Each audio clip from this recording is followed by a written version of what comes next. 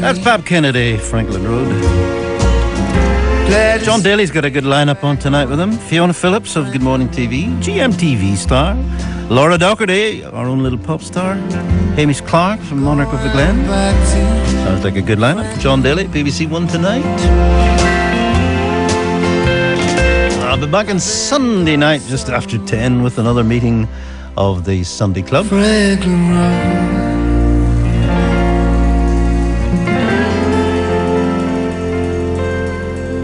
Thanks for staying with me this morning. Don't go away. Still a lot of goodies to come, like this one. Thank you, Mr. Bennett. Thank you, Susan McReynolds up here in BBC Radio 4. Thank you, John down there. No, John down there in Belfast. That's what he said. BBC Radio Foyle and BBC Radio Ulster with Gerry Anderson. Good morning, ladies and gentlemen, and everybody else. It's Friday morning. It's Complaints Day. You're welcome to join this programme, and indeed in any capacity you decide to join the programme. Sorry, I'm getting all my sentences wrong today. I'll start again. Good morning. The number to ring if you want to contact this programme is 08459 555 678. This is evidence that I don't have a script.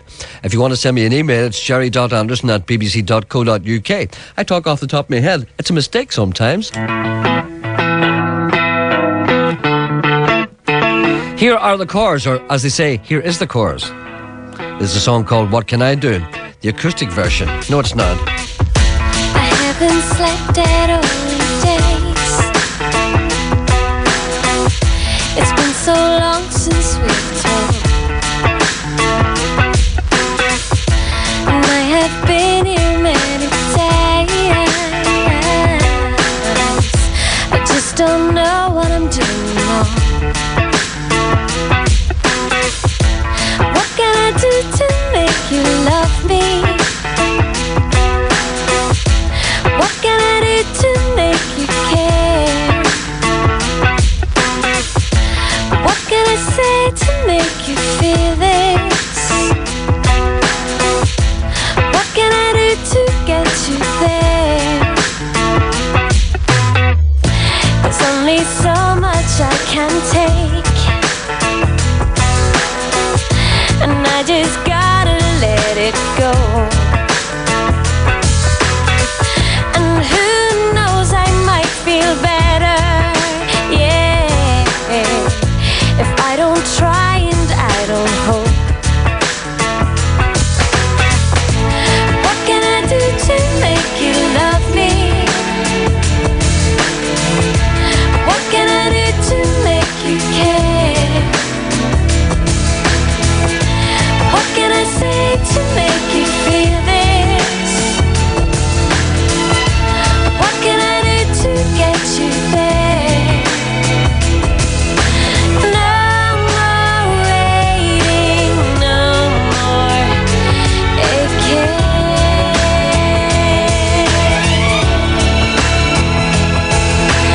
No more fighting, no more trying.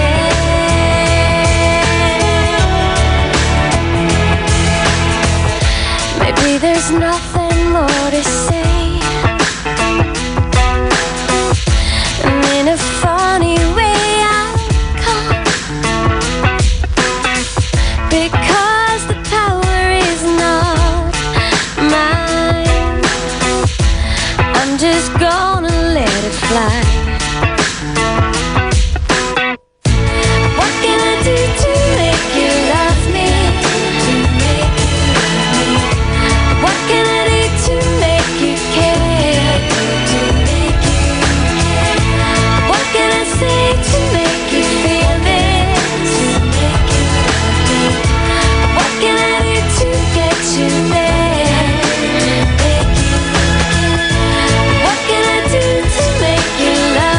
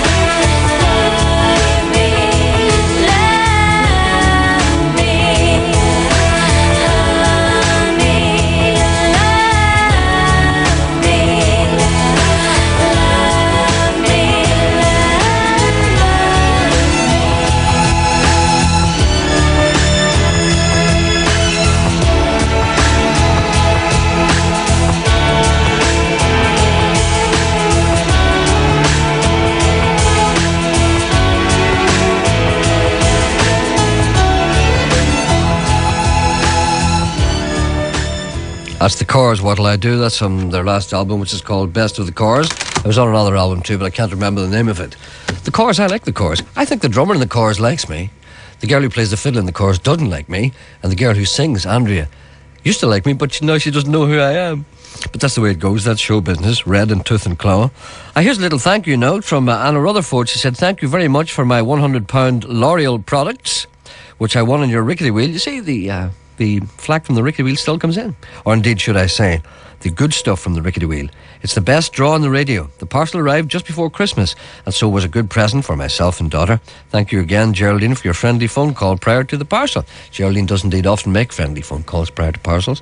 Gerry is lucky to have you to assist and guide him, aren't I? I really am. See the Cars? Mm-hmm. The Cars, they're lovely. They've lovely little faces. All right. But you know what? They're straight up and down. Do you know what I mean? No. You've never met the Cars, have you? No. No, you haven't. No, you've never been with me when I met them. No. I met them a couple of times. They're lovely, lovely faces. They're very small, you know. They don't like you. The girl, the fiddle, doesn't like me. No. The Andrea likes me, and the drummer likes me. I think the drummer likes me more than any of them. But Andrea used to like me, but now she can't remember who I am. Right. But they're straight. For you in one. They're straight up and down. Do you know what I mean? Do you know what I mean when I say straight up and down? There's no wee waists. Do you know? I like hourglass. I like a curve, you know. Yeah. Just I don't want a big one. No. I'm not looking for Marilyn Monroe. No. But your curves are out, are they not? Not as far as I'm concerned. Yeah, but is that not a thing of the past now? We get this. No. There used to be the case that curves were out, but curves are coming back with a vengeance. Yeah, but that's you think. You think they're coming back. I don't think they are. Do you ever look at wee Kylie? The wee corsets and all that stuff and Gerry. Yes. No, that's all finished. Do you ever look at wee Kylie? Wee Kylie's perfect. Yeah. Oh, but the Cars, straight up and down. Listen, could you do something for me? I went to see Lord of the Rings last night. Yes. And they say that Lord of the Rings is much better than Harry Potter. I'll tell you what, I'd hate to see Harry Potter. Could you do something for me? Yes. This is a personal complaint. Oh, about your hygiene? No. Yes. No, this is me complaining. About my hygiene? No, this is a complaint that I have, and I want About you... your personal hygiene? No. It's nothing to do with hygiene. Well, okay, go ahead. Can you stop Yellow Pages? I don't understand what that means. They deliver Yellow Pages to your house. Oh, you want to stop them, bring them to you? I don't want that book. Why don't you ring them up, Mr. Yellow that's Pages? what I want to know. Is there a way of saying, look, please stop delivering Yellow Pages to my house? Why don't you do what I do? Just throw it straight in the bin. Well, what's the point? Don't be such an old I don't curmudgeon. want Yellow Pages. Well, can you not accept a gift? I don't want it. Throw it in the bin. Don't be ringing people and annoying them. You'll offend people if you ring them and tell them you don't want Yellow Pages. Just take it in the spirit in which it is offered and throw it in the bin. Don't tell them. It's like when your uncle buys you a tie. You don't say, I don't want that tie. It's not nice.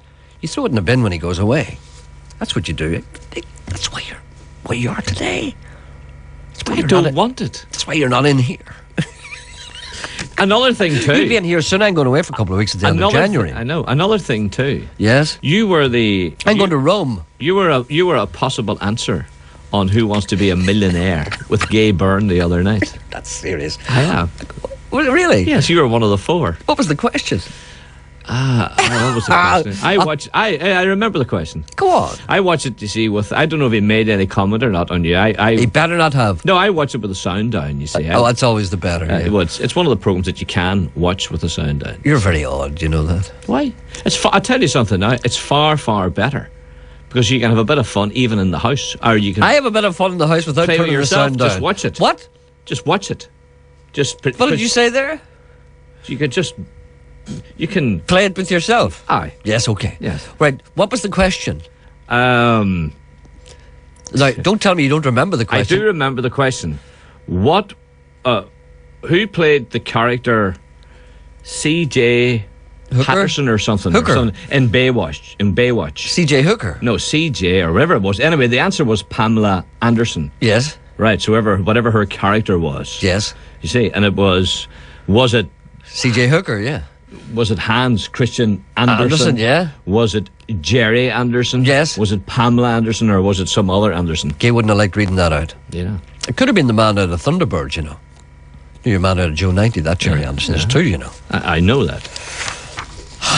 There's a call on one. Hello, good morning. Hello?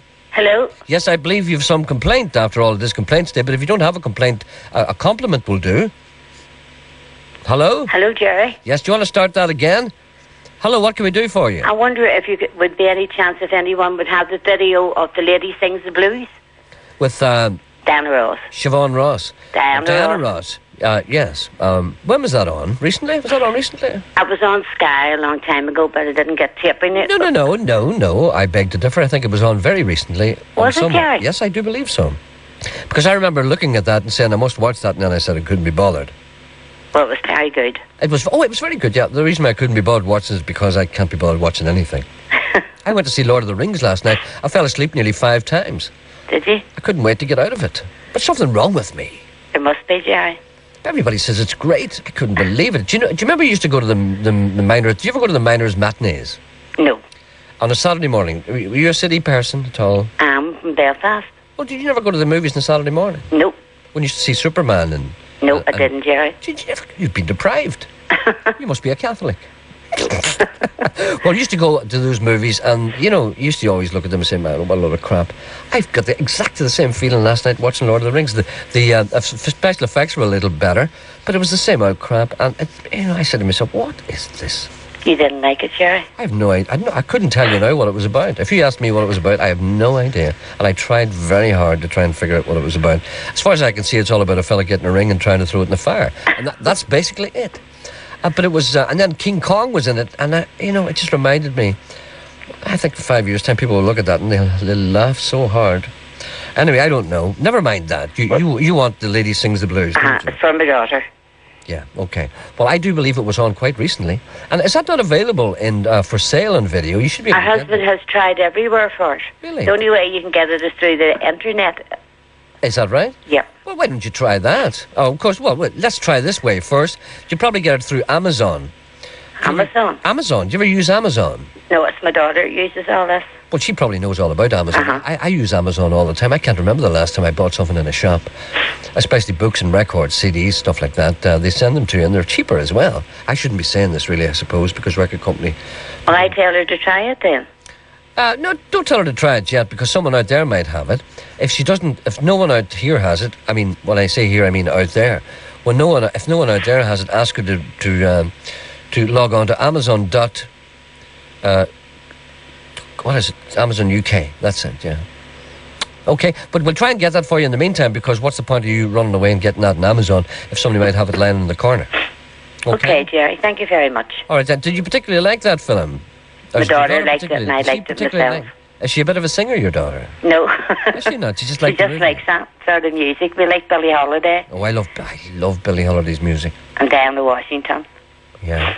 Billie Holiday, a lot of people say that movie, The Lady Sings the Blues, was actually not a very accurate portrayal of I know, I can't hear you very well, Gerry. Oh, can you not? Sorry about that. Sometimes this machine doesn't work all that well.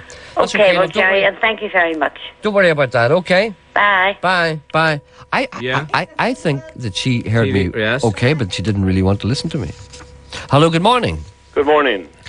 Can we do anything for you today, sir, in this fine morning? Gerry, I wonder, could you help me? I have a slight problem. I'll tell you the wee story. My son had a wee Pekingese dog for about 12, 13 years. Yes. And about 10 days ago, there was a heavy skift of frost one night, and our next neighbour, who lives next door, has a fish pond in his garden, in his back garden. Yes. So with the heavy frost and the skift of snow, the water froze over, so our little dog got out, and he walked on what he thought was snow, grass with snow on it, but it was actually the water that was frozen over, and then it had snow on it. So his weight, he sank in what then was the fish pond. Oh dear. And there was nobody about that could help him. So a couple of hours after that, then the next door neighbour came and he knocked at our door and he says, Brendan, a bad news for you. I said, what's wrong? He says, Gizmo's dead. He says he drowned in the fish pond. Oh dear. So my wee boy is sort of berserk since, and of course, I was just wondering, would there be anybody out there who listens to your show who would be a Pekingese breeder, who would have one for sale, the age bracket 6 to 8 weeks? 6 to 8 weeks, a wee pup you want? Yeah, a wee pup. That's terribly sad. It was, and there's left a void in the home here. Oh dear, I have a wee dog too. I can't imagine what would happen if I can't imagine what I'd feel like if something like that happened to my wee dog. Terrible, Gerry, altogether. It's like it is a loss in the family. It's a family. There's no other way. People who don't have dogs don't understand that. It's like a member of your family dying. Yeah. It is. And then when the wee boy comes home from school now every day, he says, Dad, he says, is there any word about the dog? And I says, I'm trying. So then I says, I'll ring the Gerry Anderson show to see that if you could help me. Oh, that's the only thing that'll bring him round if he gets another wee pup. Yeah, just a replacement. All right, then. So if there was someone out there who's listening, is a breeder and has 1 6 or 8 weeks, if you could put them in touch with me, Sean is my number. Okay. Where do you live? I live here in Derry. Oh, do you? Okay. Yeah, on the waterside. Okay, waterside. So, but you don't really mind if you have to travel a wee bit or whatever? No, I'll travel anywhere at all. All right, I've been to Ballymena twice, as a matter of fact, since that. Oh, have you? Because the woman who supplied us with the one 12 years ago, I went down and talked to her, but due to ill health now and one thing and another, she doesn't breed them no more. Doesn't do them anymore? No. Well, I'm sure there's somebody doesn't, my God. I would love to think so. Oh, right. Well, okay, let's try as... Well, I can't do really all that much except ask people out there. Pardon? Brenton's a friend of Geordie's. Did he try Geordie? Oh, are you? You're a friend of Geordie's, are you? Yeah, we went to see Geordie way last year. Oh, really? Yes. And he's a man. Did you talk to him recently about this? I mean, he knows people. When I phoned Gerry on Wednesday, she advised me to ring Rascals. And then, I happened to say to her, maybe I should ring Geordie. Yeah. So I tried Rascals, and they gave me a number, but it came to no avail. Well, yeah, Rascals, that's run by Jeannie Barrett, who's our dog psychologist. Yeah, here in the town, yeah. All right, then. Well, you should be able to get one. I mean, it may be possible, it may be a little difficult for you to get one here in the city. In the city, but I mean, elsewhere, obviously, if a man can't get a Pekingese in the whole of Northern Ireland, there's something seriously wrong. Yeah. So anyone out there who breeds Pekingese, is it Pekingese or Pekingeses? Pekingese. What's the plural of that? Pekingese. Yeah, we small long-haired dogs. I know them. Yeah, they're lovely wee things. So that's an awful shame. I feel sorry for. What age is your wee fella? 12. Well, And he's had it now for 12 years. All his life. Yeah. All his life. That's like. So he's very, very distraught. That's like losing a brother. Oh, it is, yeah. Oh, all right then. Anyone out there who can help this man with a wee 68-year-old, 68 weeks old Pekingese, and you don't mind paying a few quid for it because they're obviously you don't get them for nothing. No. All right then. So I'll travel anywhere for it, Gerry. All right, you'll go anywhere. Yeah. 08459 555 678. Give us a ring if you can help the wee fella out. Okay, sorry to hear about that, but Gerry, thanks very much. I hope you get something. Okay. Okay, bye. Thanks a million. Bye. Bye. That's terribly sad, isn't it? Isn't it? Yeah. People don't realise. People who don't have dogs, don't realise how close they are. Especially with dogs who live in the house. Mm-hmm. There are people who kind of throw their dogs out in the backyard and stuff like that, and they live in cellars and wee houses. But a dog that lives. You laughed at me when I said that's why I wouldn't get a dog. No, but no, I didn't laugh at you. Yeah. Well, you couldn't understand it. I'm a dog lover, but I don't want to get too close to one. Why? Because it'll die. I know, but you might die before it. Well, there's every possibility of that, but I can't understand that thinking. I mean, you're afraid to give your love in case it's taken away from you. Yeah. Would you take a wee call on one? I certainly would. Hello, good morning. Hello, is this Gerry? Well, obviously it's Gerry Anderson. It is indeed. I want to know if you can put an announcement across for me. Yes. I've lost 2 dogs. My dogs went missing on Sunday. You've lost 2 boxes. You've lost Can you 2? hear me? Yeah. Yeah, okay. Did they go off together? They went together. It's I live on a farm. We're rural. We're in Saintfield area. I nipped over to pick my children up from a friend's house, come back, and both dogs had gone. Yeah. They haven't wandered, they haven't strayed because the one was tied up. I mean, they are house dogs, but they've been taken off their collars. The dogs have gone missing. You know what I mean? I'm not saying they've been stolen. I would just like my dogs to people. If there's anybody out there who has seen 2 boxes, one's a 4-year-old, she's white with a brown patch on her eye and a white brown spots all over her, and her daughter is 4 months old. They're not, you know what I mean? It's obvious they're out there somewhere and somebody knows where they are. If somebody could just please ring in or just anything. We've been through the dog wardens, the kennels, we've been everywhere. People have put it up on the internet. We were supposed to be moving to England. We've had to put a move off. We just will not leave now without finding the dogs. No, you can't do that. Well, when did this happen? It happened Sunday. Sunday? Oh, well, I went to pick the children up at 10:15 because I was working on the Saturday.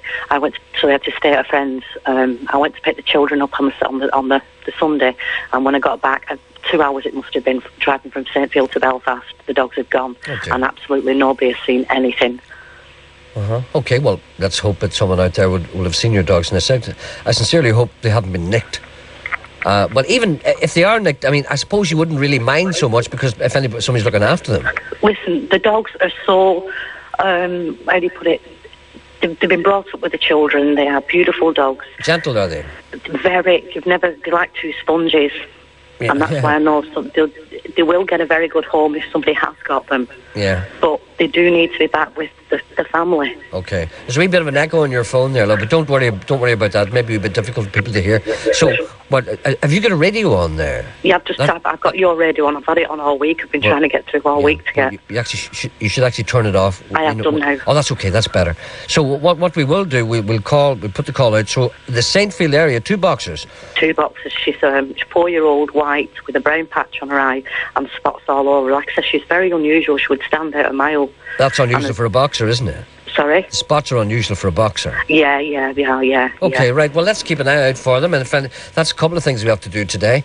So anyone who sees those dogs, give us a ring here at 08459 555 678. And don't forget, anyone who's got a wee Pekingese, give us a ring as well, because that's important too. Okay? It is. Thank you very much. Thank you very much. Thank you very much. Bye. Bye. So how are we getting on? We're making good headway in the Pekingese. In what way? We've got several names and several phone numbers. We'll pass them on to Brenton now. There's a man on 1 or 2. Hello, I'll try 1. Hello, good morning. No. Try 2. Hello, good morning, sir. I'm on 2. I've never been on 2 before, he told me. He said I've been 1 and I've been on 3. I've never been on 2.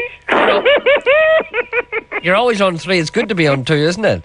It's different. I think a wee bit of a change one time is quite good for you. Oh, a wee bit of variety. How you doing? I'm fine. We're doing some sterling work today.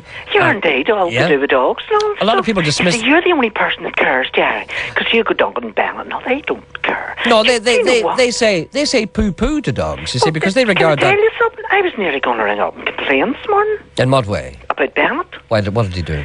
Well, I turned the radio. I climbed into the van this morning and... I was like, no delivering, and just as I get in, the way you turn the key and the radio comes on automatically. I know the way you turn the key, yeah. And I have to say it wasn't Bennett. He was interviewing a man about a book or something. And the man, his very words when I heard was, as if you'd lost your virginity. Who was talking? Who said that? Did John say that? The other man said that? John wouldn't like that. It was, you see, it was a book. It was a book about... No, it's called something, The Human Anatomy or something like that. You know, it's about this wee boy or something. This man's wrote a book, you know. Yes. But I didn't know that. I mean, I was just listening, turning in, you know, tuning in, and to hear that at 9:20 on Friday. John doesn't like that kind of talk. No, but you see, I was very surprised. I had to double check my radio to make sure it was on the right station, you know. Well, did John pursue this conversation, or did he try and get rid of the guy right away? No, he just carried on, and then we're talking about different things, you know, about this book and stuff, you know. He pretended the man didn't say it. Exactly. Well, that's what he does. That's right. No, as if it never happened. I know. You see, that we can't do that in this programme. Can I tell him, if he's listening, we heard it, Bennett. He does that, you know. Anytime he hears anything, he does. He's like Mr. Coyle. Anytime he hears anything he doesn't like, he pretends he hasn't heard it. Yeah. Imagine the on Egypt there. Can I tell the Yellow Pages? Nah, I wouldn't get a life for this sake, man. Get a life, he says. You didn't like it either. No, he's talking to somebody else on the phone. Yeah. Here, will I tell you something? Yeah. I was talking to somebody yesterday, will I tell you this here? This fella, Tom, he's a friend of mine, you know. He's a catering manager down in Bryson House there. And I have to tell you something. He was sitting stuffing his bake last night. He had a big feed and all into him, right? Yes. And then he got into the child selection box and stuffed himself. And it got away about 9:30 or something. And then he sort of, slouching off his teeth. Says, I was supposed to go to Mama's to take down something or you know. Probably her decorations. Help her. She was stripping her decorations or something. Yeah. And he had to take a cupboard down. No way. Stripping a pensioner? And yes, I think she is a pensioner.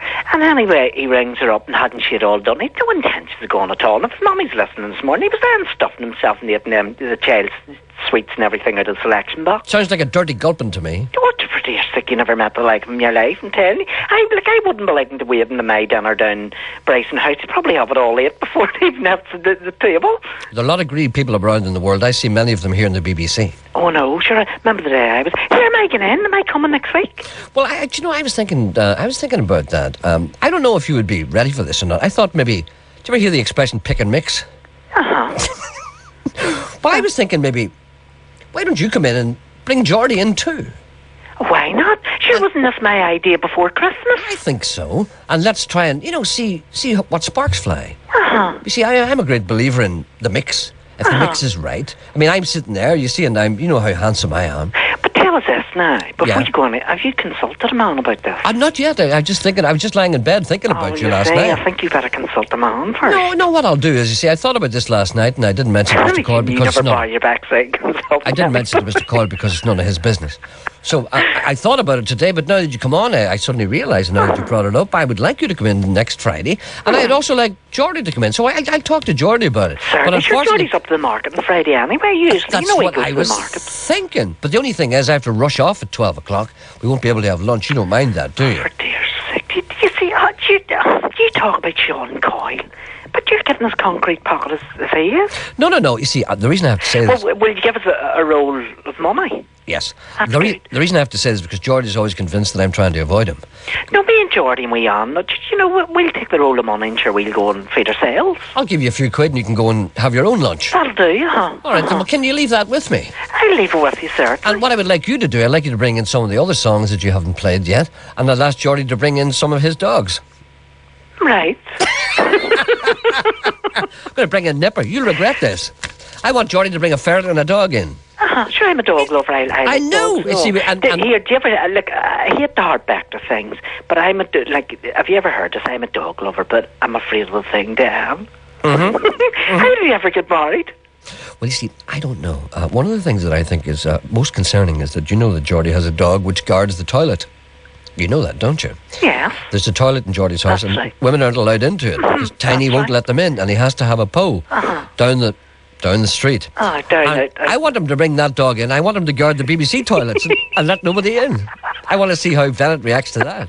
When his big trousers go down and he can't get in because Tiny's... braces, no. I know Tiny's going... "Rah, rah, rah, rah, rah." Anyway, listen, can I get back to you on that? Oh, certainly. I'll leave it with you. and Okay, leave you I'll to get back to you. I must talk to Geordie first because you have to handle him delicately. Oh, yes. Okay, then. So maybe see you next Friday. Oh, definitely. Can't wait. Okay, I'll give you a ring, if not today, then Monday or Tuesday. That's all right.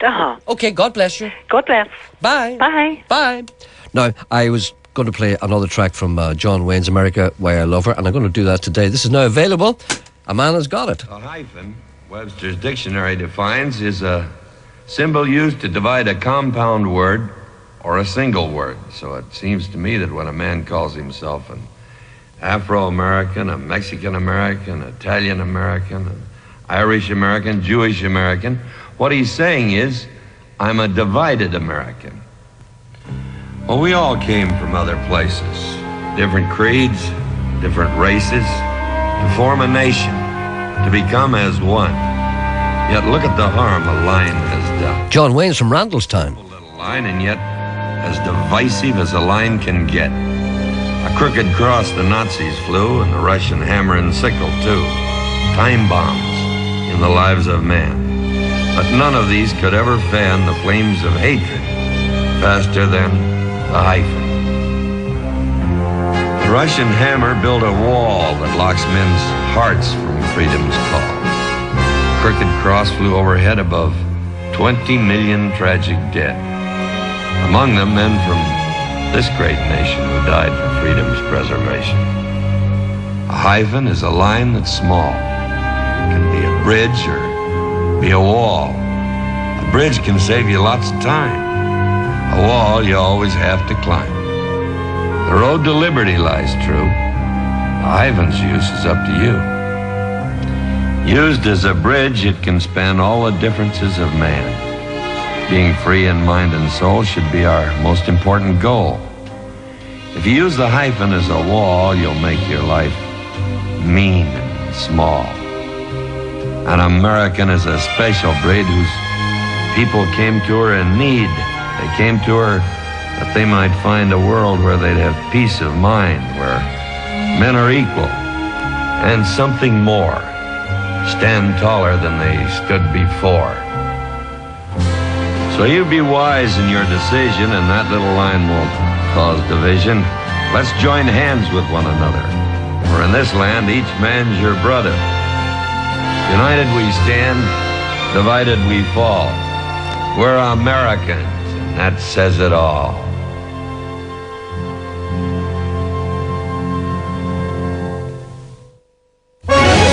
92 to 95 FM. and 1341 medium wave. BBC Radio Ulster.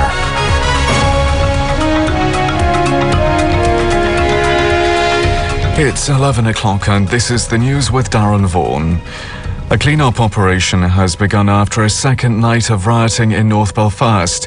31 police officers and 3 soldiers were injured during the disturbances and 27 plastic baton rounds were fired. 11 people were arrested for public order offences and 2 blast bombs exploded after being thrown at the security forces. Loyalist and nationalist rioters also threw petrol bombs, acid and fireworks at the police. The trouble also spread to the Whitewell area, where a number of homes were damaged in petrol bomb attacks. Tony Kirby lives in Serpentine Gardens. He says he's had enough and wants out. Your nerves just goes. There's no doubt about that. There's no good in saying you're brave, man. It doesn't worry me. It does worry you. Petrol bombs, to me, is attempted murder. Pupils have returned to all the schools affected by yesterday's disturbances in North Belfast. Holy Cross Girls Primary has reopened after being closed yesterday due to rioting in the area. The Presbyterian moderator, Dr. Alistair Dunlop, who's currently visiting staff and pupils at the girls' and boys' model schools, says it's important that the children continue to attend school. It's very important that life continues as normal. I think that's important that we all try to do what we can to keep things normal and that we begin to move through this as we can get the community to dialogue together and find ways forward that are positive and constructive. The Assembly member for the area, Billy Hutchison, says schools should be left alone as they're not the problem. We've had it very hard here in this community in terms of trying to get people in the media and people throughout Northern Ireland to actually understand what really was going on. The issue here is not about school children, it's about sectarian attitudes, and I think that's what we should have been dealing with. And what we need to do is have people on both sides who are prepared to sit down and talk and actually try to resolve problems as they arise. A British charity worker jailed for 10 years in India for drugs offences has lost an appeal against his conviction. Ian Stillman, who's 51, claimed he didn't own a bag in which 20 kilos of cannabis was found. Adam Minot reports from the city of Simla in northern India. Ian Stillman was not in court to hear the rejection of his appeal against the 10-year jail sentence imposed against him for possessing drugs. Mr. Stillman was arrested at the end of August 2000. Indian police claim he had a bag containing 20 kilos of cannabis in his possession. Mr. Stillman denies that it was his bag. He says he'd never seen it before. He was held on remand for 9 months before being convicted in June last year. At the trial, he says few allowances were made for the fact that he is profoundly deaf. But the 2 judges in court in Shimla said that Mr. Stillman's case that he was somehow incriminated or did not understand court proceedings were without merit.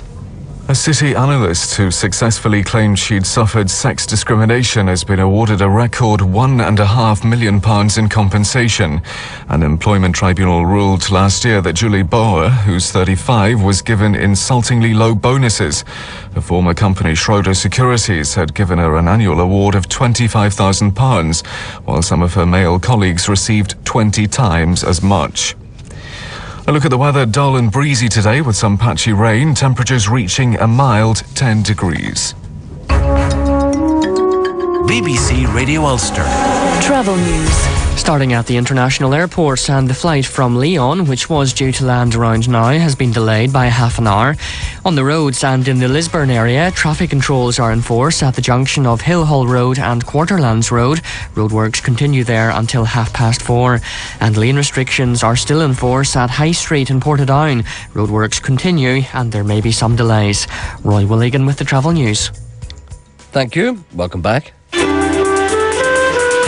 BBC Radio Foyle And BBC Radio Ulster. with Gerry Anderson. Welcome back. Gerry Anderson here, friend of women. I'll explain that in a moment. The number you want to ring if you want to contact this programme is 08459 555 678, or indeed you can send me an email. I'll turn on the machine now in a minute. It's jerry.anderson@bbc.co.uk. Incidentally, those of you who have sent me emails, I'm sorry to have to report that they tend to pile up. You see, what happens is every morning I bring down a pile of emails from the previous day, and then they get larger. There's a larger pile today than there was yesterday, and there'll be a larger pile tomorrow on Monday than there was today. I just never seem to get round to them. But do not fret. I'll get round to them eventually. I'm a friend of women. Eileen writes to me. She's got a proposal to put to women out there. This is serious. This is not a joke. And this is what she says. As we enter this new year with a song in our hearts and a spring in our step, I'm moved to reach out and touch women, as indeed I am myself. I plan to do this touching through the formation of a select club to be called the Spinsters of this Parish Club. Drawn from the creme de la creme of Ulster society, membership will be open to single women of any kind, for example, divorcees, as well as those who have never crossed the threshold of marriage. It will be by no means anti-men, but it will be some kind of dating agency, or just another way for... No, sorry, I read that wrong. It will by no means be anti-men, but it won't be some kind of dating agency, or just another way for single women to go out on the pool either. I'll just explain that for people. On the pool, it's an English term meaning women who are going out and sitting around in pubs with their skirts hitched up, drinking Bacardi and Coke and winking at men as they go to the toilet.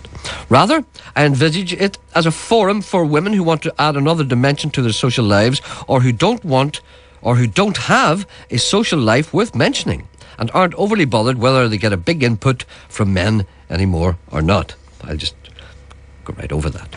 This club will only be for women of sophistication and discernment. There will be no riffraff, no fundamentalists or Bible thumpers, no line dancers or ugly women or people who listen to Hugo Duncan. Sorry, I just threw that in myself. She didn't say that. Members should have a healthy obsession with new clothes and me time, which is time for me, meaning time for you, not me, you. I plan to interview prospective members in the comfort of a very exclusive club in Belfast city centre, and as the inspiration behind its genesis, I'd very much welcome your assistance in promoting this worthy endeavour. This is Eileen. Now, this is genuine. I know Eileen, and Eileen's a fine woman, and she indeed is a feisty person. And she wants women of like mind to get together. And indeed, I think this is a worthy point of view. So anyone who wants to contact, give us a ring here, 08459 555 678. Are you listening to this? Well, they might know anything about... Nobody listening. Don't ring right away because nobody's listening.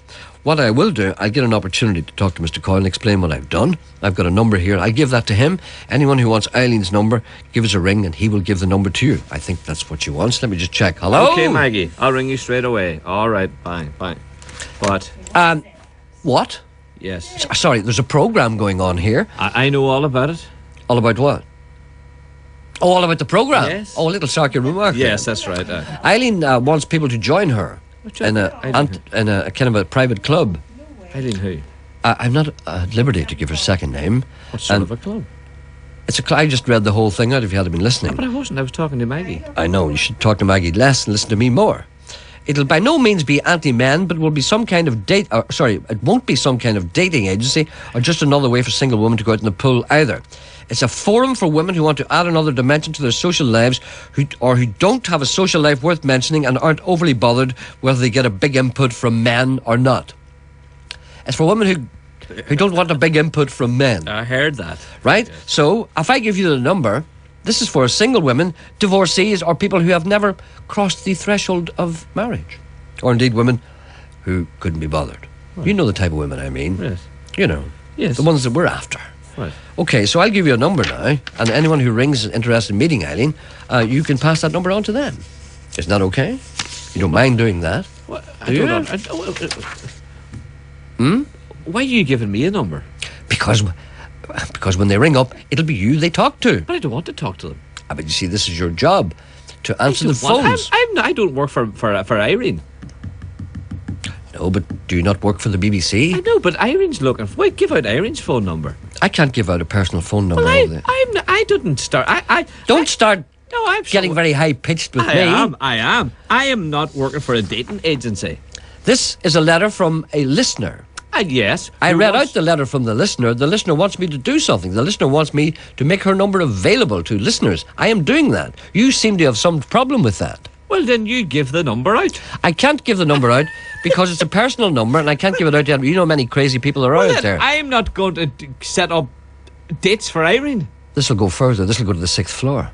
You may be docked money this week for this. You're refusing to fulfill your duties. Your duty is to help the people. There may be people at this moment want to ring up and find out about this. And you're saying to me... So therefore I've got to vet the people and talk to the people and see if they're suitable to talk to Irene. No, you give her the number anyway.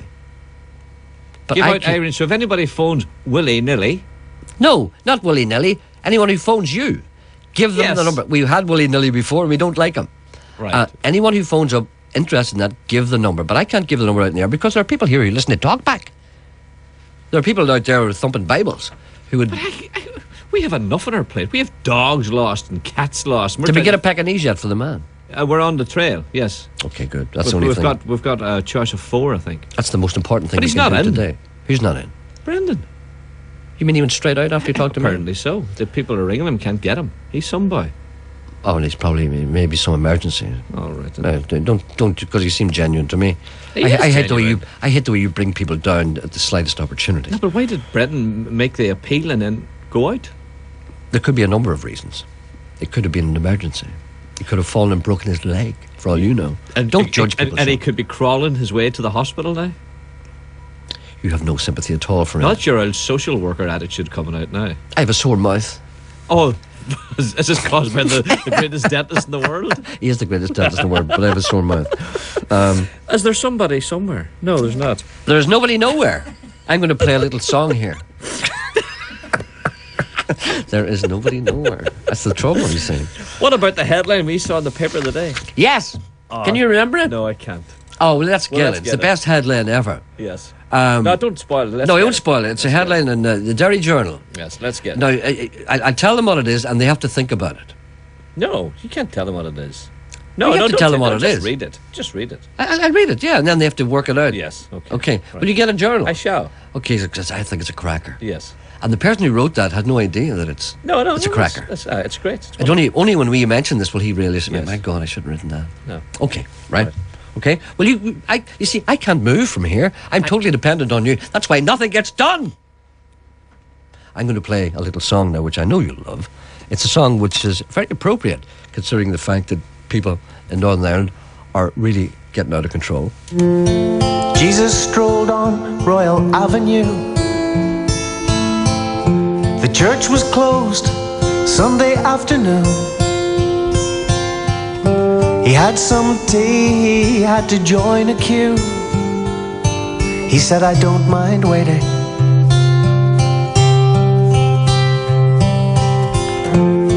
He took his teacup and he found a seat. He stretched his legs across that busy street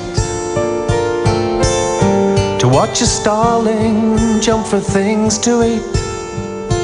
They just don't mind waiting.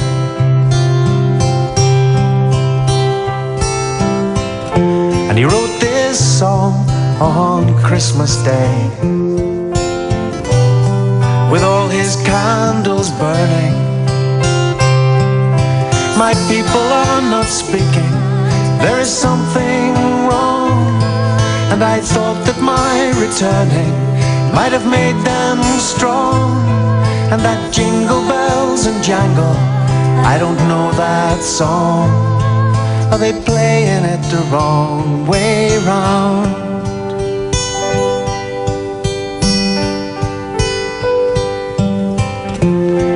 Jesus rose up, tried to take a bus.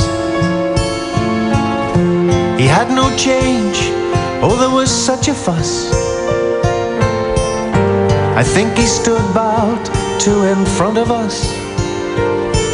He said, I don't mind waiting.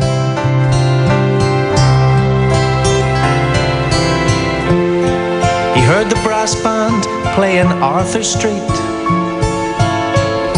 He tapped good time out to that Christmas beat. And the way the woman stared down at his hands and at his feet, well, that took some beating.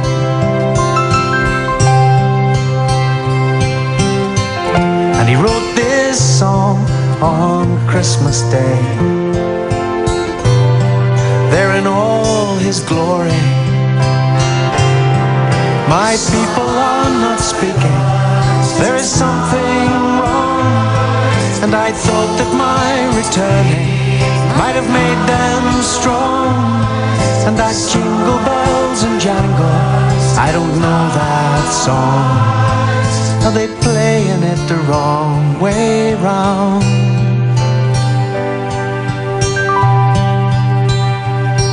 So he went in search of wise men, and he tried to find the manger.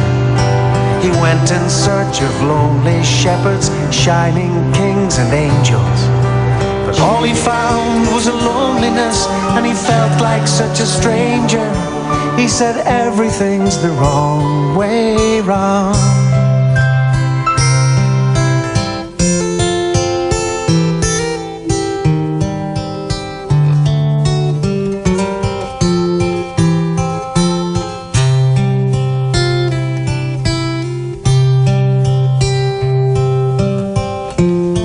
He checked the shops out, strolled the bright arcades.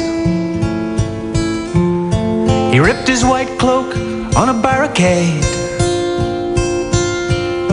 The rolls of barbed wire made him feel afraid, and he was crying.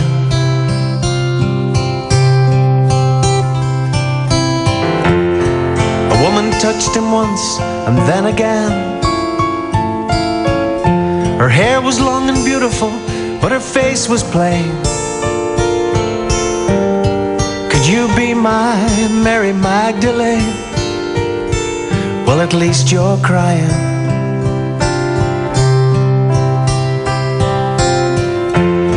He stopped to look, he was clearly lost.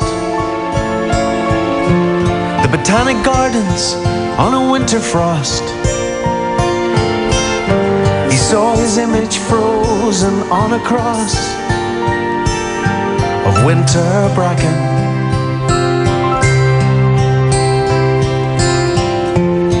Children playing by a tiny lake. An infant shouted out, "Ah, for Jesus' sake." He knew that he'd made such a great mistake, and he just kept on walking.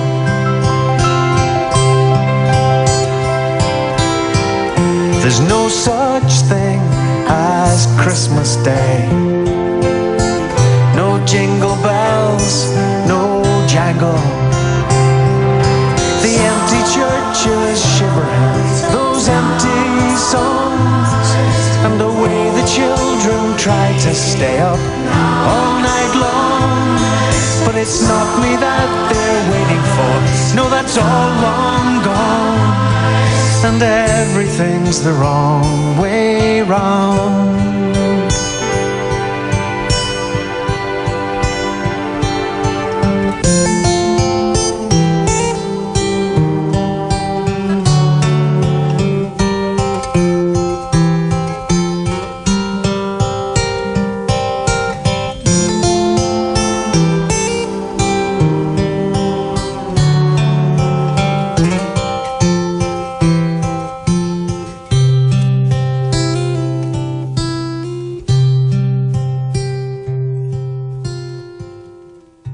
That says it all, doesn't it?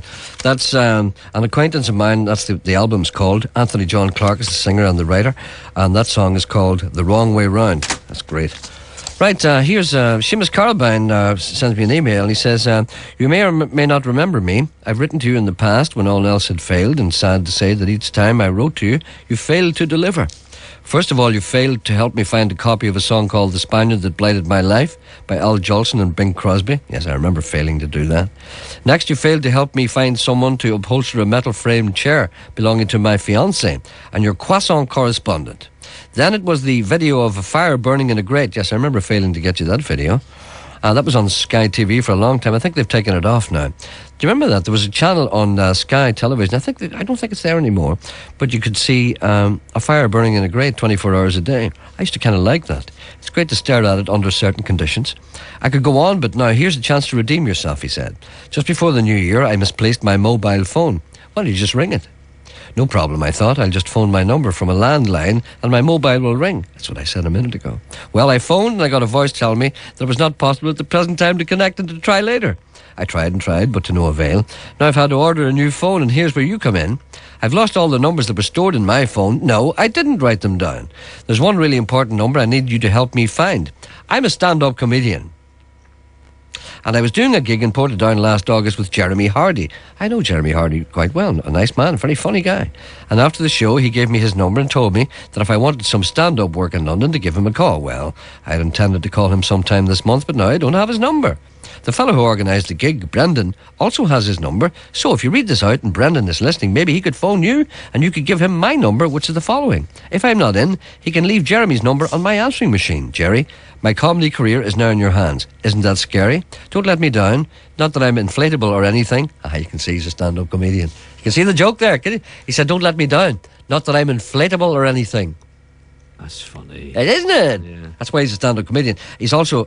I'm appearing in the Empire last Tuesday. No, what he said was, that's a joke too. He said, I'm appearing in the Empire the last Tuesday in January. You see the way he took me there? Yeah. And then I went the other way. Yeah. Remember that film, Mr. Saturday Night? Used to always say that. Did you ever see that film, Mr. Saturday Night? One of the funniest films ever, with Billy Crystal. Billy Crystal's a stand-up comedian and the Jewish porch belt. And it takes him from a 25-year-old to an 80-year-old man. And that's what he always says. Him and his brother are always talking about jokes. So he always makes a joke to his brother, and then he always says to his brother, hey, see what I did there? I just took you that way. And then I took you the other way. Did you see me doing that? You don't care about any of this, do you? Maggie, would like you in one? Yes, here's the headline I was talking to you about in the Gerry Journal. A fine, fine publication. And may I say this to you? Yeah. What? I'm saying nothing. I know you never say anything. You never say anything when I want you to. I know. Anyway, there's an area of Derry/Londonderry beside the river. Very, very prestigious real estate. Close to where you dumped your Christmas tree. Exactly where it's a 14-acre waterfront Did it site. appear last night? They never came back. They haven't found it then? No, they don't know where it is. Oh, good. I know where it is, though. I'm not telling them. It's a 14-acre waterfront site worth many pounds. Yes. And the army used to be there, but they've been hunted now, right, as you know. So it's empty. So apparently there's some kind of delay as to, who will get this and what they're going to do with this prime real estate. So the headline in the paper is this. Ongoing... See, the place that... did I say it was called Fort George? No. Did I? No. Well, the place is called Fort George. That's where the real estate is. The army's gone. Right. The headline is, ongoing Fort George delay must stop. You have to think about that one. A lot of people won't get that, All the Hugo people will be saying, what's funny about that? Hello, good morning. Good morning.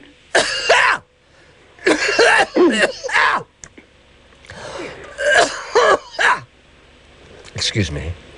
I got a frog in my throat there. Yes, I have one myself. Have you? Yes. It's terrible, isn't it? It's dreadful. It's like a little tickle. It is. And, sometimes I like a little tickle, but, So do I. Not my throat. Yes, what can we do for you today? Well, something happened to me last night, and I thought that's one for Gerry Anderson in the morning. Did you get a little tickle? No, something else. Yes. If you hold on, I'll tell you. All right. There's my little tickle now. I hear it. About 6:30 yesterday evening, two lovely young men came to my front door. Oh, look at you. And one of them said to me, we're not here to preach. One of them done all the talking, and the other guy was fairly quiet. Yes. And he went on to tell me that they were doing a promotion for a restaurant which would be about 3 to 4 miles from where I live.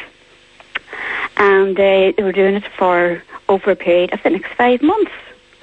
And it was 2 people go to the restaurant, have a meal to the value of, you had to spend one person had to spend £25 on the meal. All right. And the second person got their meal free. And there was a la carte and included Sunday carby lunch and all. He went over all of this included. And you bought the first drink and you got the second drink free. Uh-huh. And I stood and listened to all this for about 5 minutes. And then the other chap, he took out of like a plastic folder a card. Yes. And the card was about the size of, a glossy magazine. What? Sorry? A card. Yeah? And the card was about the size of a glossy magazine. Oh, sorry. Yes, sorry. And it was a lovely glossy card. Uh-huh. And it was like an advertisement picture.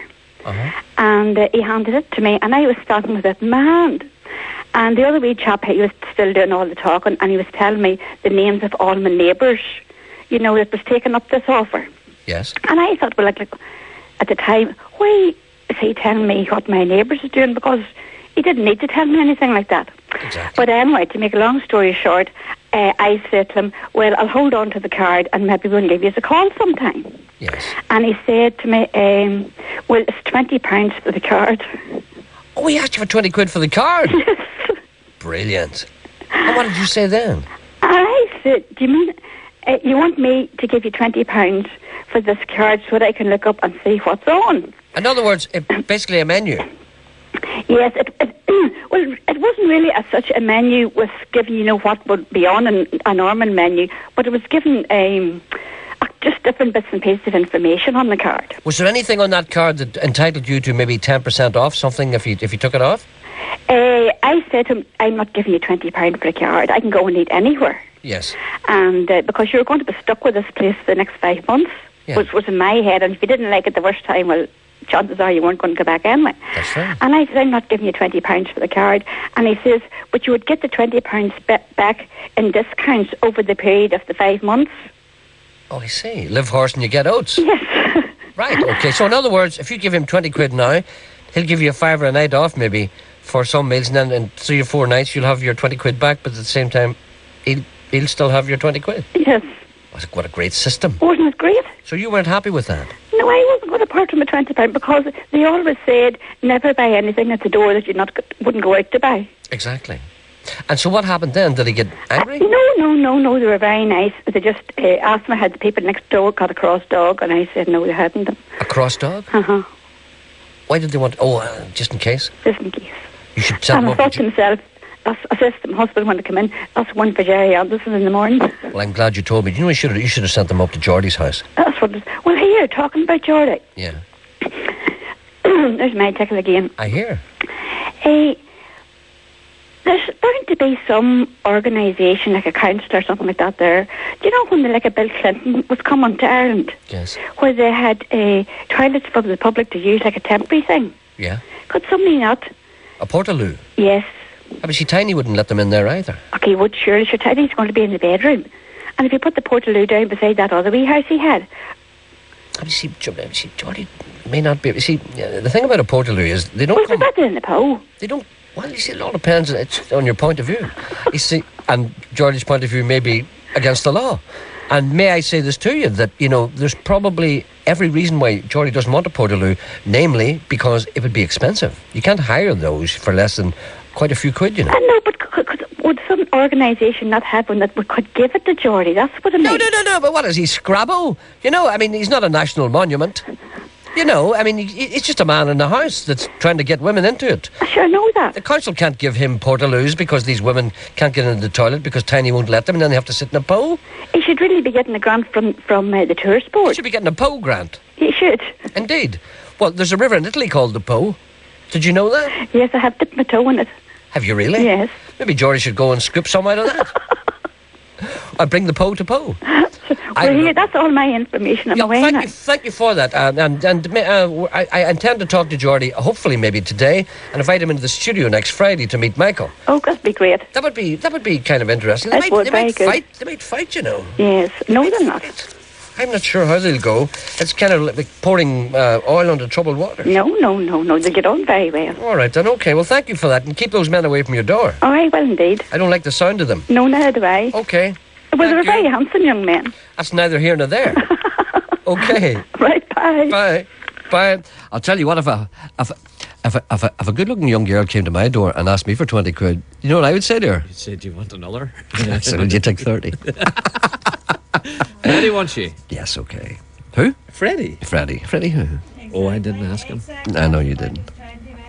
A little request to make here. Please announce one morning on your show a happy birthday. I will indeed, to Mrs. Eleanor Walker, who listens to the show every morning. It's from your daughter Joanna, whom I met last night. And a very nice girl she is too. Good morning, Mrs. Eleanor Walker. There we are. There's that done. 2. People don't realise how good I am. I know. 2. People think that I'm an old puke, they do. Who sang the theme song to Grizzly Adams? Pardon? Grizzly Adams. Probably Kenny Rogers. He's the only man I know looks like a bear. Well, but you don't know. No, of course I don't know. No, neither do I. A man phoned asking. Tell no wise up. And a lady phoned about the barking dog that you had yesterday. Oh, the dog that barked when it got into the car. Yes. Well, a lady phoned to say that the way to solve that problem is when you put the dog into the car and the dog starts to bark, take it out of the car. Stop the car. And if it means taking the dog back into the house again, take it back into the house. But sure. She said it may take you 2 weeks or longer to get to the beach, but it'll stop the dog barking. But you see, if it takes you 2 weeks to get to the beach, the sun might be away. You understand? Or wherever they're taking the dog for its walk. I know a great way to stop a dog barking in the car. What you do is, I was talking to someone about this last night. What you do is you leave one of the windows open, right? Then you put the dog in. And because the window's open, the dog will stick its neck out and bark out. What you do is then you put the window up. It stops barking right away. Yeah. But do you understand the theory behind... I understand perfectly the theory behind when the car that. starts to move, it's a sort of a punishment to the dog. Stop the car, take the dog out and bring it back to the house. Put the dog, right, so every time it barks, stop the car and take it into the house. And then you pretend to go out there without it? No. Then take it back into the... So every time the dog feels the car moving and it barks, it'll know that if I bark, this car's going to stop. Yeah, but maybe the dog might learn to enjoy that. Going into the car, barking, and then be brought into the house again. This would be a bit of excitement for it. Then you'd spend all your time... Freddie wants you in too. Freddie, you hate talking to me, don't you? Hello, Freddie. Hello. Good morning, Freddie. Good morning, Gerry. You're not the man who used to move furniture, are you? No, definitely not, no. Sorry. Do you remember Freddie? Freddie, that's right. Is Freddie still about? Freddie's still about. Remember Freddie moved us? Freddie's good. He moved you, didn't he? That's right. Freddie moved me too. No, it wasn't me, Gerry, no. Sorry, we used to... Remember when we used to have houses and then we moved? Freddie moved us? Freddie moved everybody. Freddie moved... I wonder, is he still moving people? Don't know. Let's find out. I might need Freddie to move me again. Yes. If the Christmas tree comes back again. Maybe it's Freddie's leaving the Christmas tree in front of him. Anyway, sorry, Freddie, we're talking about another Freddie. You're all right. Sorry, what can we do for you? I'm looking for an electric griddle, Gerry. An electric fiddle? No, griddle. Oh, griddle? Yeah. I didn't know there was such a thing. Oh, there's.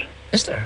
It's for my mother now, yeah. She has one, but it's broken. Apparently it can't be fixed. You mean like a griddle, though? Yeah, not like a small oven?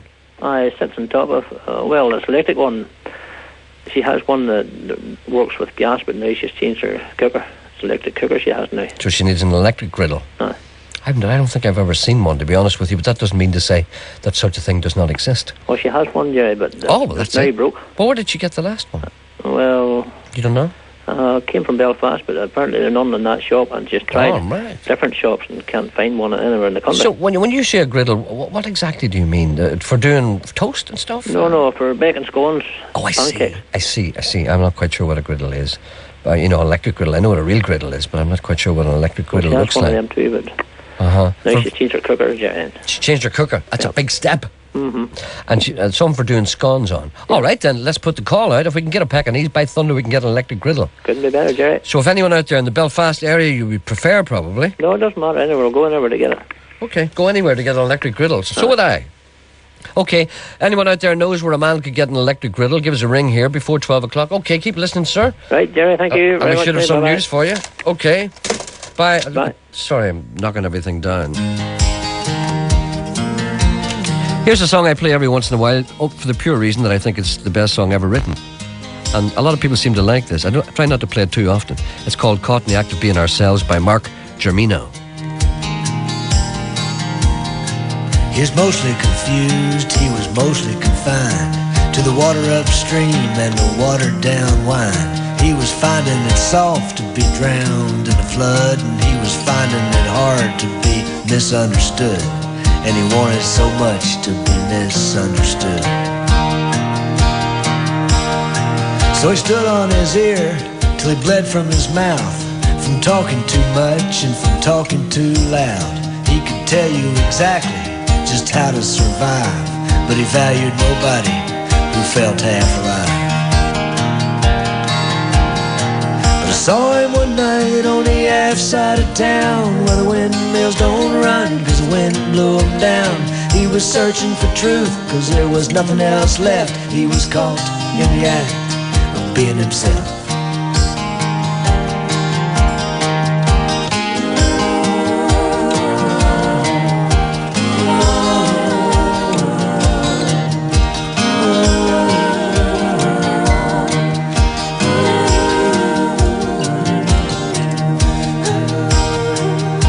She was mostly a wife, she was mostly a cook.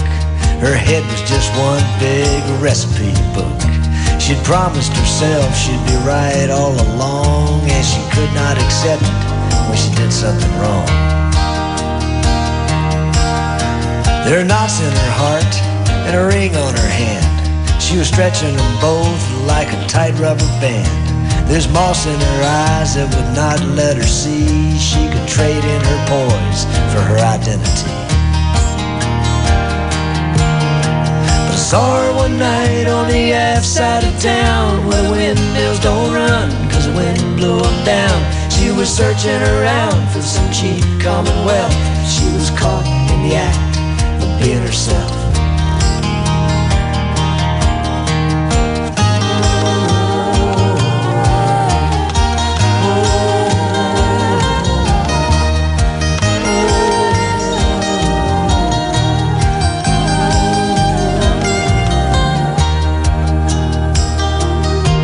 Now it's a beautiful world, but it'll run you around, said the boy to the girl who was chasing her down.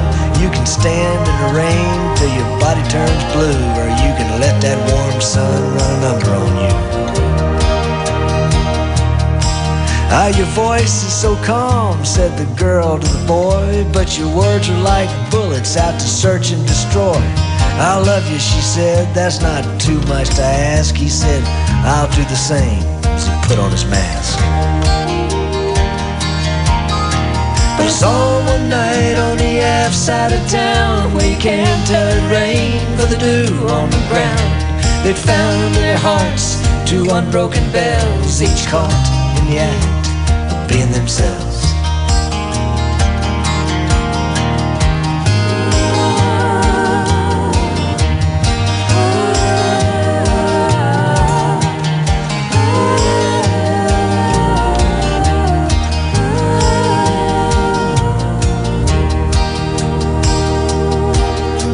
So there I stood in a parking garage on December the 12th, feeling strong but empty.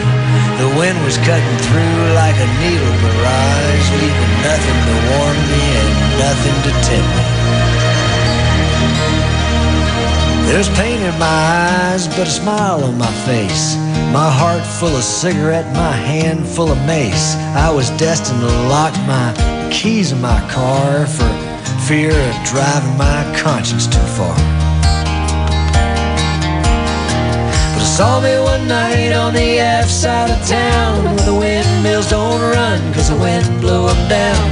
My conscience was gone, but my anger was still left. I was caught in the act of being myself. I was caught in the act of being myself. I was caught in the act of being myself.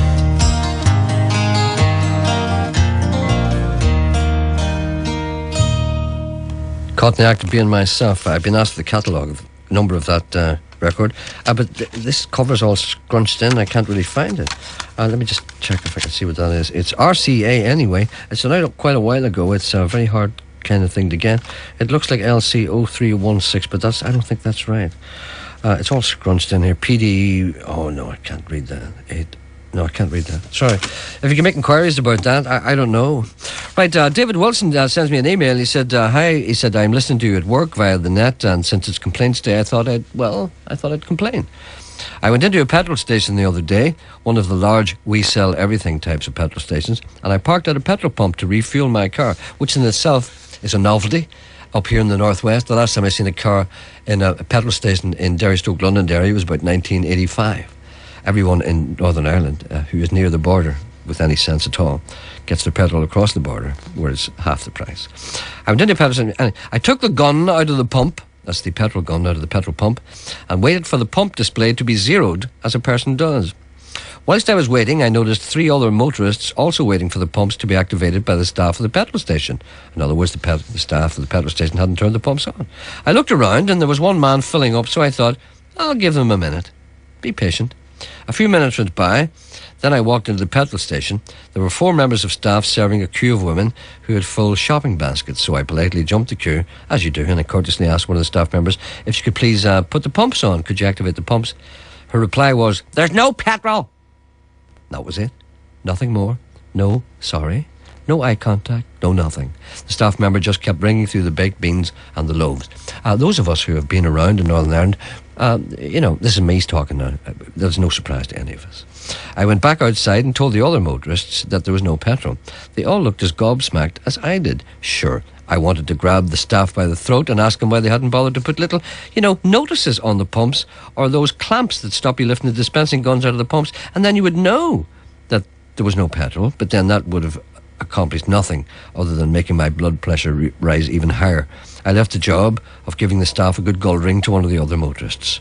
By the way, he says, Gerry, I'm sending this email on behalf of my brother Colin, who's out driving today delivering Northern Ireland's best ice cream, Maud's. He's too scared to ring you himself.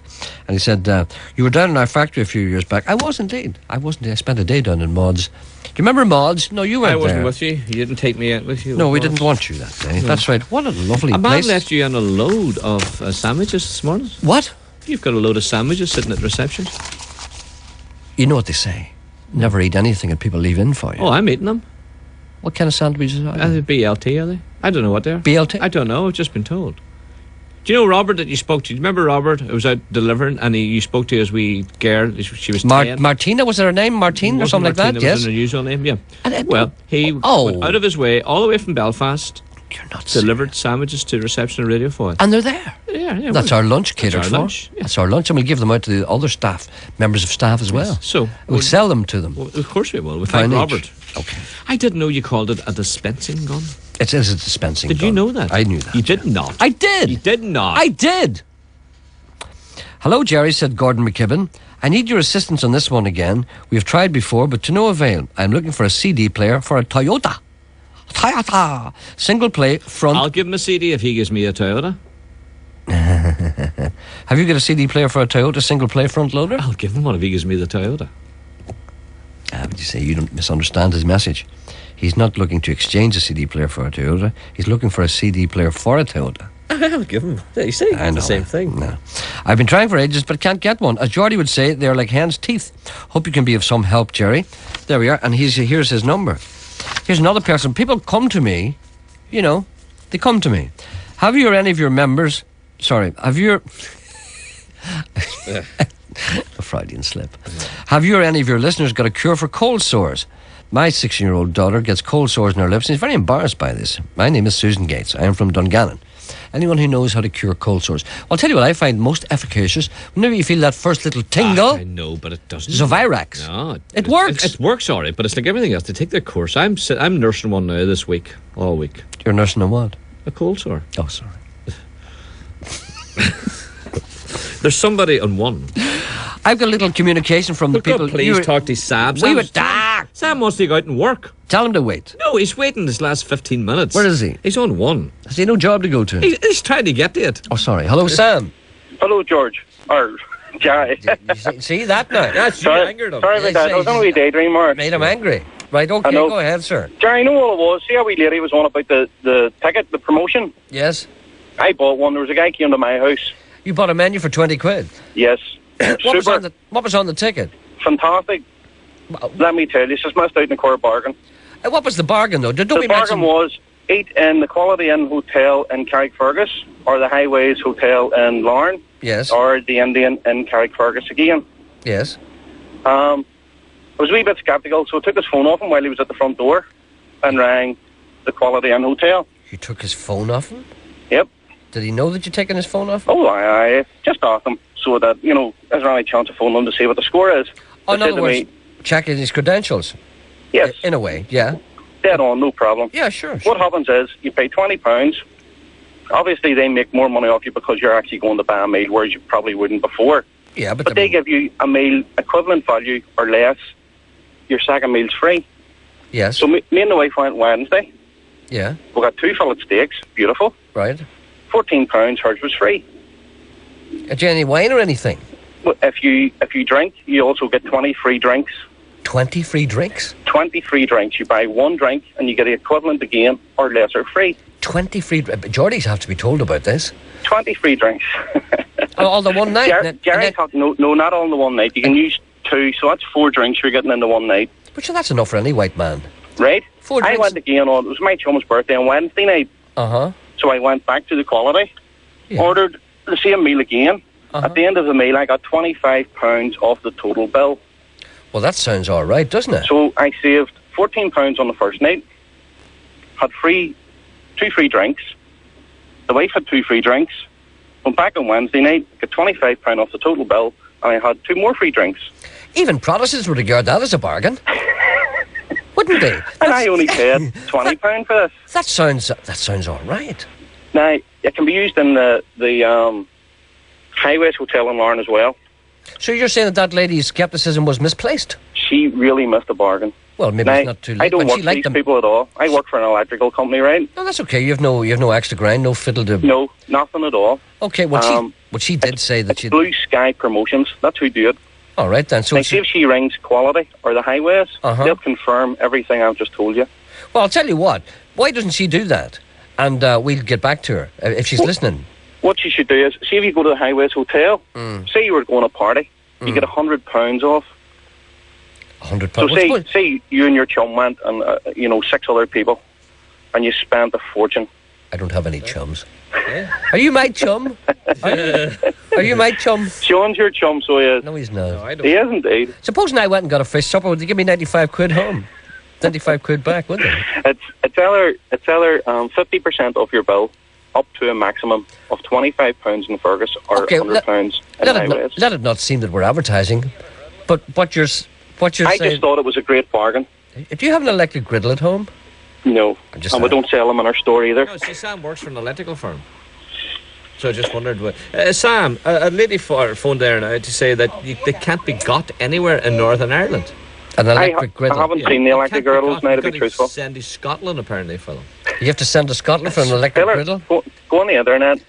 Why don't you just go on the internet, yeah? You get everything there. Yeah, go on. All right. Go on the internet. But I just thought, whenever I was listening to people complaining and saying everything, don't buy anything you go out to buy, she has missed out on a good bargain. All right, then. Let it not be said that we're advertising stuff, but you're the man, you're living proof that it can be done to your advantage. I am indeed, and enjoyed every bit of it. All right, then.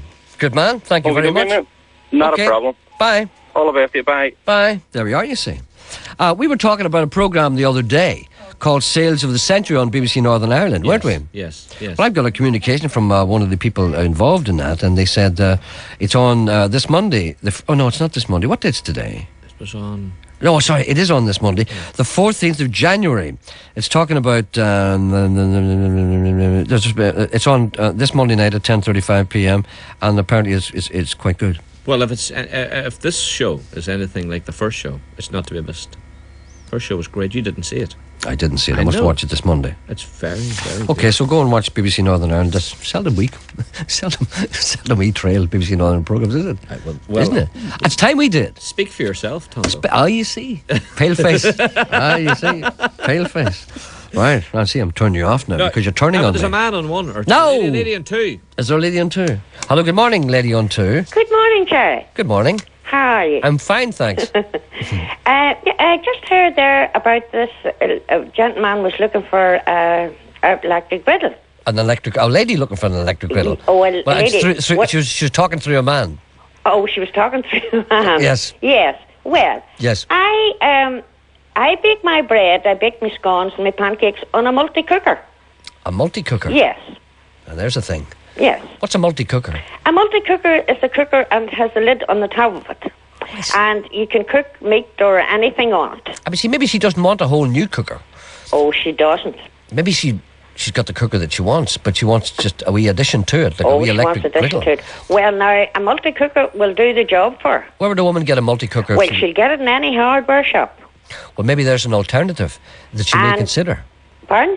Maybe that's an alternative for her to consider. That's an alternative for her to consider. And I tell you another thing too, if they're living in Belfast, if they go down to the markets, sometimes you get good multi-cookers in the markets, because now I got one in Uri. Yes. Of a little lady in Uri, and it was like brand new. And obviously didn't pay an arm and a leg for it. And didn't pay an arm and a leg for it. All right, okay. Yes. All right. Is that like a kind of a hot plate on top of it? Yes, there's a lid on the top of it. No, it's underneath it. The power is underneath it and heats up the bottom. All right. Yes.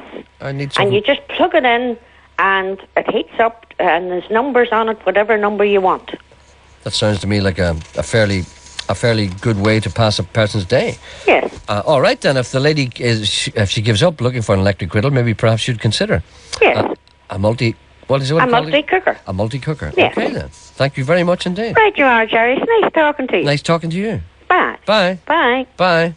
Here's a little letter from what? I don't know whether Gerry knows or not. Gerry, what is it? I'll ask him now to explain what a griddle is. Right, what is a griddle, Gerry? There's a man asking me what a griddle is and I don't know. What does your griddle do? A griddle? Breaking scones, that's right. Yes. A griddle, right. yeah. That's what they do. My granny used to have a griddle. It griddle. sits on top of your electric cooker. What do you know? Right, okay. So, my granny used to keep one. And we had a big open fire in the country. And she used to swing her griddle over and put her scones on it. The Southern Area Hospice is on the hunt for any punts that people are willing to part with. The Hunt for the Punt, this is called. The other day, they launched a Hunt for the Punt appeal to help them provide hospice care through the entire Southern Health Board area from Newry to Kilkeel, Dungannon to Crossmaglen and Armagh to Lurgan.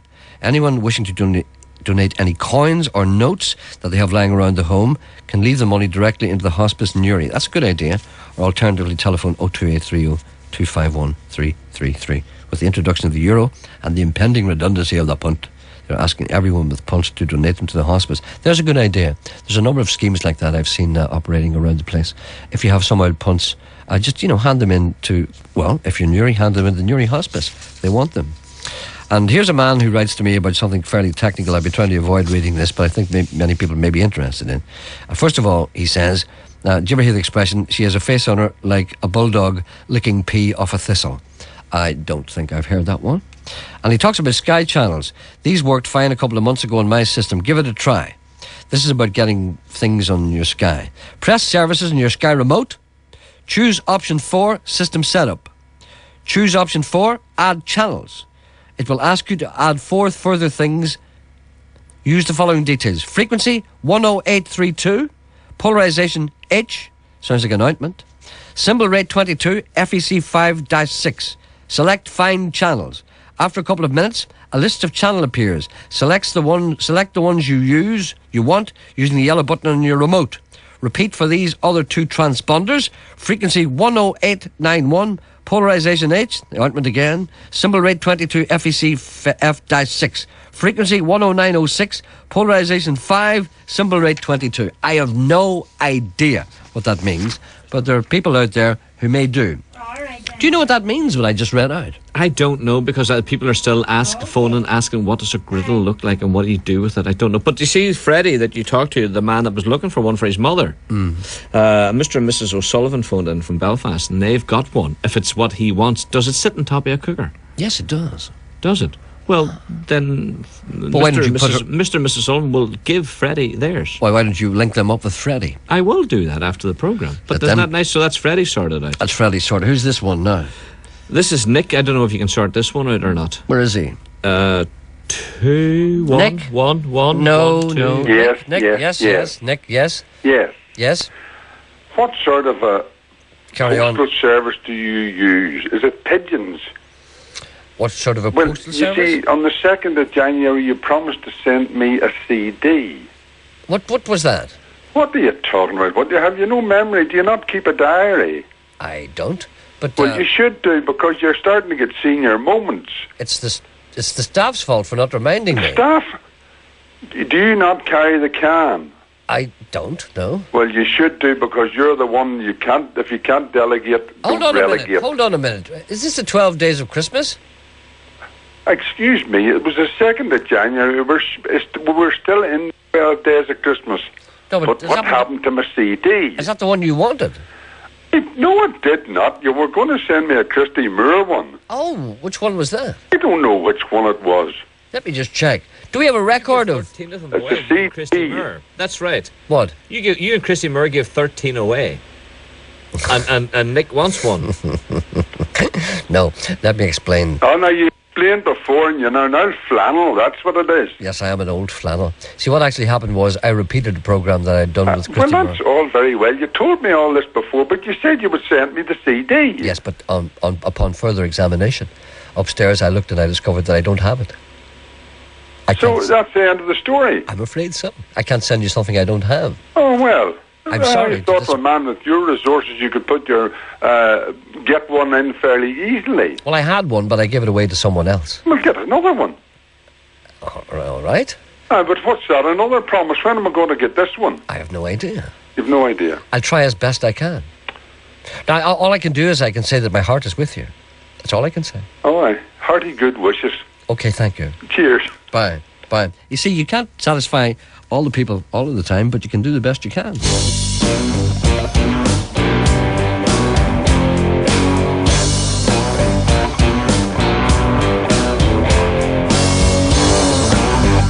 This is Henry McCullough from his new album, Belfast to Boston, the Henry McCullough Blues Band, an old Beatles song called You Can't Do That. I got something to tell you that might cause you pain. If I catch you talking to that boy again, I'm gonna let you down and leave you flat. Because I told you before, you can't do that. And the first time I caught you talking to him, I tell you one more time, I think it's a sin. I'm gonna let you down and leave you flat. Because I told you before, you can't do that. Everybody's green, green, 'cause I'm the one that wants your love. If they could see you walking away with no smile on your face. Please listen to me if you wanna stay mine. Here down and I'm going out of my mind. I'm gonna let you down and leave you flat. Because I told you before, you can't do that.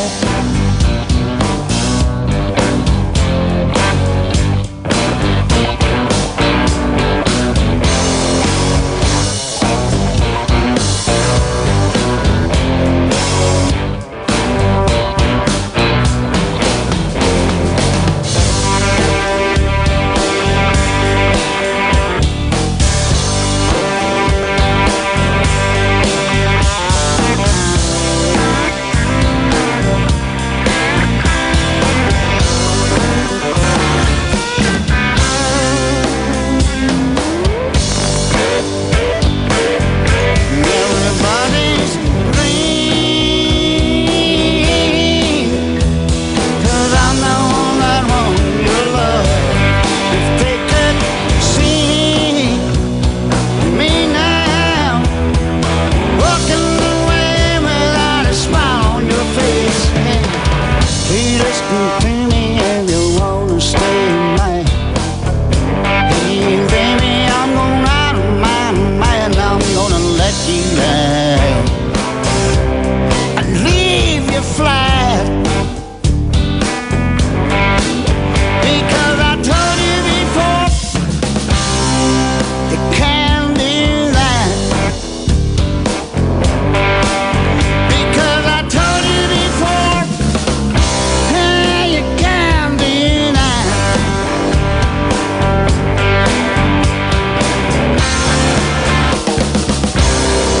You can't do that.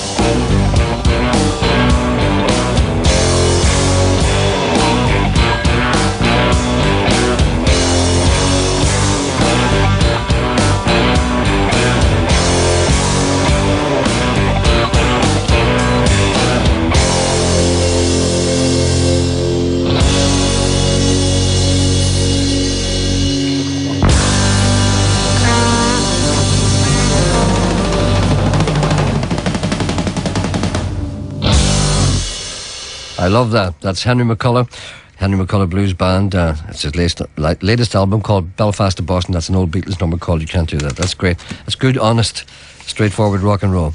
A colleague of mine is looking for a boxer puppy, he says. This man, Andrew Black. Any of your listeners have any pups looking for a good home, please in touch. Please put them in touch. I've got this thing here. Right, well, that's all we have. 92 to 90.